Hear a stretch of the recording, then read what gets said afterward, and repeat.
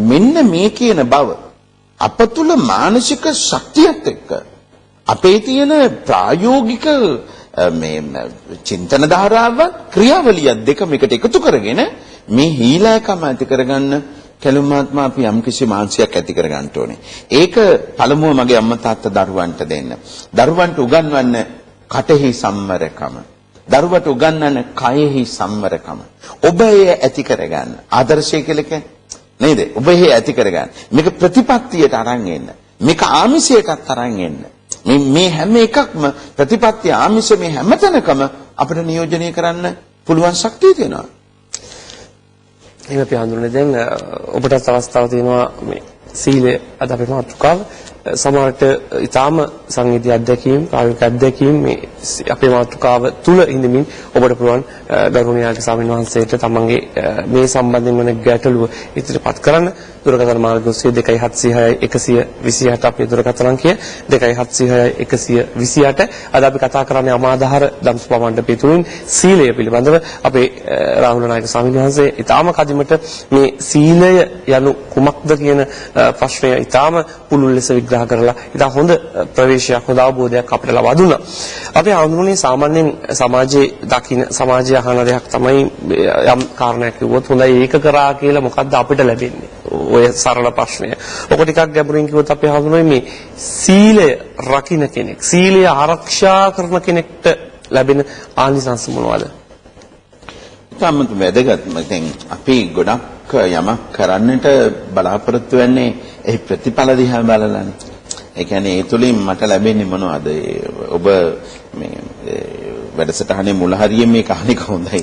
මේ යමක් අපි මොකද්ද මට ලැබෙන්නේ? ඒ ලැබෙන දේ බලවත් නම් ඒකේ වටිනාකම වැඩි නම් අපි ඒ දේ කරා යොමු වෙන ස්වභාවය වැඩි. ත්‍යාගමය වශයෙන් ඒ කියන්නේ යම්කිසි ප්‍රශංසාත්මක තමා තුළ අභිප්‍රේරණ ඇති කරන ආකාරයට එහෙම නැත්නම් තමා තුළ උනන්දුවක් ඇති කරන ආකාරයට ලැබෙන දේවල් සීලය රකින්නාට අප්‍රමාණයි. එය මේ වැඩිහිටියනේ අපි තේරුම් ගත යුතු ක්‍රමවේදයක් තිබෙනවා. කවරක්ද අපි මේ වයින් සංවර කරගන්නේ? දැන් බලන්න සංවර වූ සතා සිව්පාවා දෙපා සතා නැත්නම් පක්ෂියා මේ දෙපා තියෙන පක්ෂිය මේ කොයි කවුරු වුණත් බොහොම ජනතාවට සමීපස්තව සමහරක් වෙලාවට හොඳට යැපෙමින් ආහාර ටික ලබා ගනිමින් තමන්ගේ කාර්යයන් කරගෙන යනවා. සමහරක් බොහොම අපේ සමීපයේම සිටින පූසා ඊළඟට සුනකයා බලු කුක්කා මේගොල්ලෝ අරගත්තම මහන්සි වෙන්න ඕනේ. අපි හම්බ කරගන්න දෙයකින් අපි කණ්ඩ දිනෝනේ ඒගොල්ලන්. ඊළඟට අපිට හීලා වෙන හස්තිය අපි බලාපොරොත්තු වෙන්නේ නැහැ මේ සතා කැලේට ගිහිල්ලා කාලේ කියලා. අපි යාට පොල්ලතු ටික කපන් ඇවිල්ලා කිතුල් ටික අරගෙන ඇවිල්ලා ඒ සියලුම දේවල් සම්පාදනය කරනවානේ. පිදුරු ටික පුනක්කු ටික මේ හැමදේම සම්පාදනය කරනවානේ.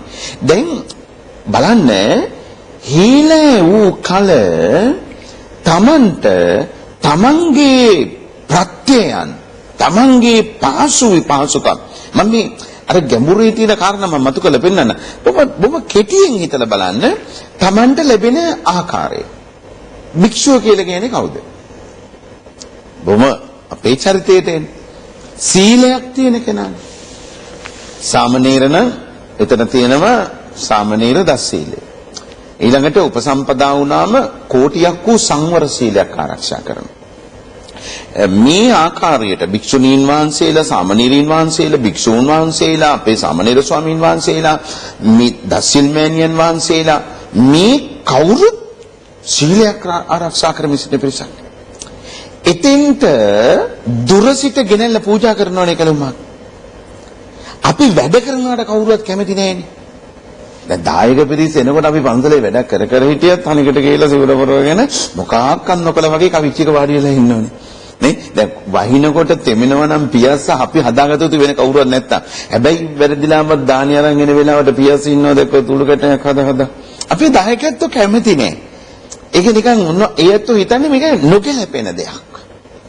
අපි මේවා සම්පාදනය කරන ඔබ වහන්සේලා සිල් ආරක්ෂා කරගෙන අපිට ධර්මානුශාසනා පවත්වමින් අපිව වරදින් අතමුදවා ගනිමින් අපිට මේ භවභෝග සම්පත් සහිතව මේ කාමභෝගී ජීවිතය නිවර්දිව ගෙන යන්නට අනුශාසනා ලැබලා දෙන්න අපි ඒ සඳහා ඔබ වහන්සේලාට සිව්පසයෙන් උපස්ථාන කරන්න. ඒත් අපේක්ෂා කරනම දේ තමයි සීලය. අපි දන් දෙයි කියලාම බලාපොරොත්තු වෙන්නේ නැහැ. දැන් ස්වාමීන් වහන්සේට අපි දානයක් දුන්නා ඊළඟ දවසේ අපිටත් ආරාධනා කරයි හොඳ කෑමකට.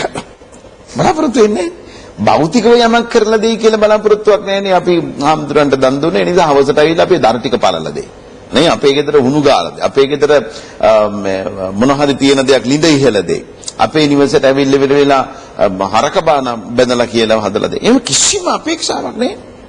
අපි ඒකට කියනවා පූජා බුද්ධියෙන් යමක් ලබා දීම කියලා. දැන් එහෙමනම් දැන් මගේ දුවා පුතා ඔබේ සීලවන්තකම ඔබට දෙන දේවල් ඔබට දැන් පේනවා.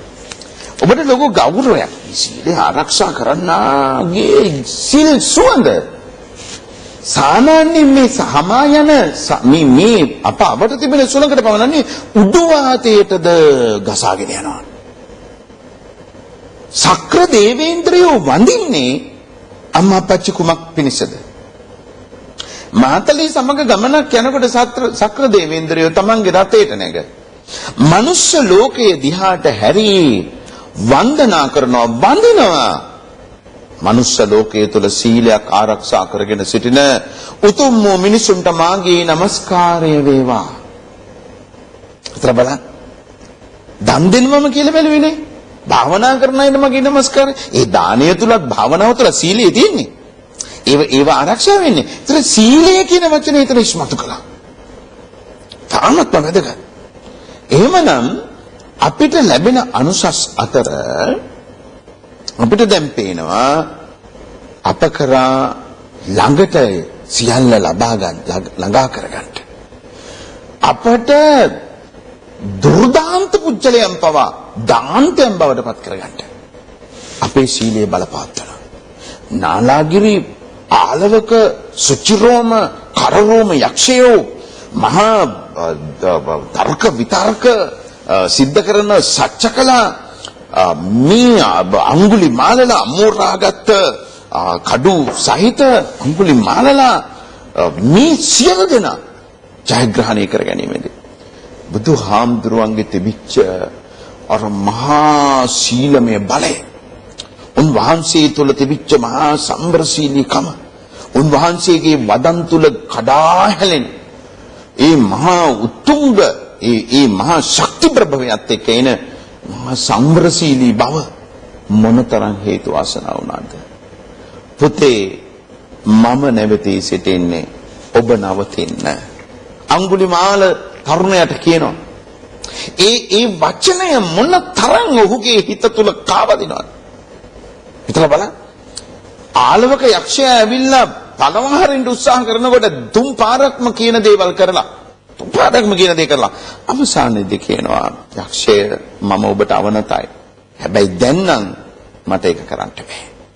ප්‍රශ්න අහනකොට උත්තර සපයන ක්‍රමවේදය තුළ ඒ නිර්භය කමත් එක්ක එන සම්බරශීලී කම තුළ ඒ මහා සීල ගුණය පේනකොට මොනවද දෙයනේ කවුද උන්වහන්සේ තුළ නොදෙමුනේ? මෙන්න මේක ඊටාම වැදගත්.